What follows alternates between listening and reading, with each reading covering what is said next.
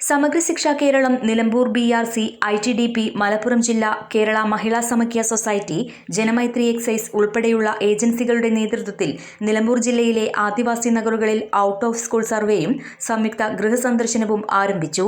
മലപ്പുറം ജില്ലാ വികസന കമ്മീഷണർ ദിലീപ് കൈനക്കര IASന്റെ നിർദ്ദേശപ്രകാരം തിരികെ പദ്ധതി പ്രകാരമാണ് സംയുക്ത ഗൃഹസന്ദർശനം നടത്തിയത്.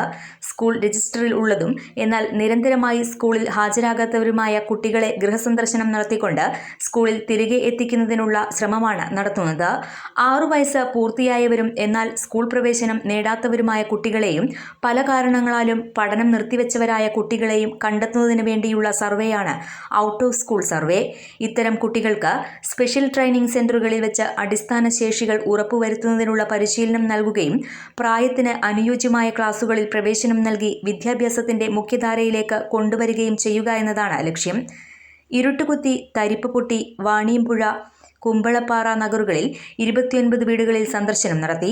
Nilambur AEO Jacob Sathyan, BPC Manoj Kumar M, BRC trainer Ramya TP, ജില്ലാ വികസന കമ്മീഷണറുടെ executive assistant Junaid Rashid M, Mahila Samakhya society cluster coordinator Saritha, Nasif, Sainul Siyana, Sabith John, Kudumbashree animator Vipin Das, bridge course അധ്യാപിക അനുരാധ, ST പ്രമോട്ടർ നിഖിൽ എന്നിവർ നേതൃത്വം നൽകി.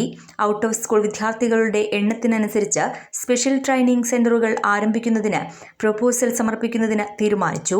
മാഞ്ചേരി നഗറിൽ നടത്തിയ ഗൃഹസന്ദർശനത്തിന് കേരള മഹിളാ സമഖ്യ സൊസൈറ്റി ജില്ലാ coordinator Rajeena, Janamaithri excise officer Suresh, Ajithamani എന്നിവർ നേതൃത്വം നൽകി.